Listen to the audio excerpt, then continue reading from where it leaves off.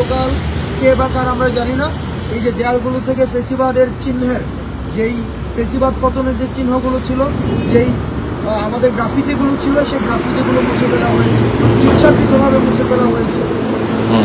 আমি এই বিষয়টি আমি দেখেছি যে ল্যাবরেটরি স্কুলে, গভর্নমেন্ট ল্যাব স্কুলের দেয়ালগুলি থেকেও মুছে ফেলা হয়েছে। ঢাকা ইউনিভার্সিটির বিভিন্ন দেয়ালে দেখছি যে মুছে ফেলা হচ্ছে।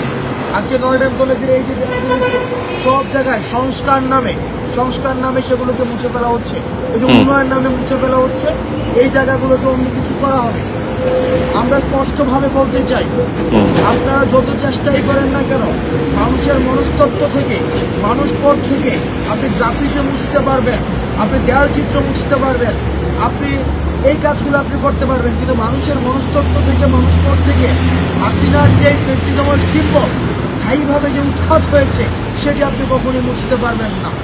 সুতরাং এই দেয়ালে বিভিন্ন জায়গায় চুরের মতো এসে আপনি রাতের বেলা এসে দেয়ালে আপনি খুনি হাসিনার নাম মুছে দিবেন, সেটা সম্ভব না।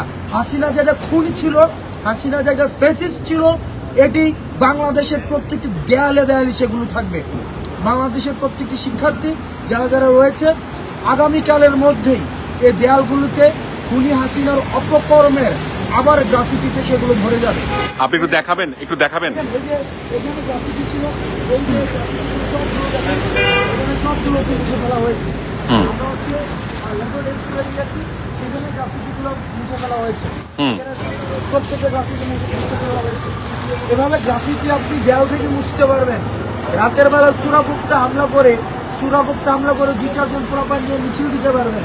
কিন্তু এগুলো দিয়ে আপনি যদি মনে করে থাকেন যে দেশে হাসিনাকে পুনর্বাসন করবেন, আওয়ামী লীগকে পুনর্বাসন করবেন, এবং এই যে দেয়াল চিত্র মুছে ফেলার মধ্য দিয়ে হাসিনার কুকীর্তি দেশ থেকে আপনি মুছে ফেলতে পারবেন, তাহলে আপনারা ভুল ধারণার মধ্যে রয়েছেন। এবং হাসিনা এই দেশে ফিরবে না, আওয়ামী লীগের পুনর্বাসন হবে না। বিচার নিশ্চিত হওয়ার পূর্বে আওয়ামী লীগ নিয়ে অন্যান্য জায়গায় যত কথাবার্তা হচ্ছে, সেগুলো কমপ্লিটলি ইররিলেভেন্ট। আগামীকালের মধ্যেই এই যে যতগুলো দেয়াল রয়েছে, বিভিন্ন শিক্ষা প্রতিষ্ঠানে যতগুলো দেয়াল রয়েছে, এই দেয়ালগুলোতে আবার হাসিনার অপকর্ম, হাসিনার কুকীর্তি, ফেসিবাদের যে কুকীর্তি, সেগুলো আবার এই দেয়ালগুলোর মধ্যে আবার উঠে আসবে। শিল্পের রং তুলিতে, শিল্পের আঙুলের ছোঁয়ায় আবার আগামীকালের মধ্যে সেগুলো থাকবে।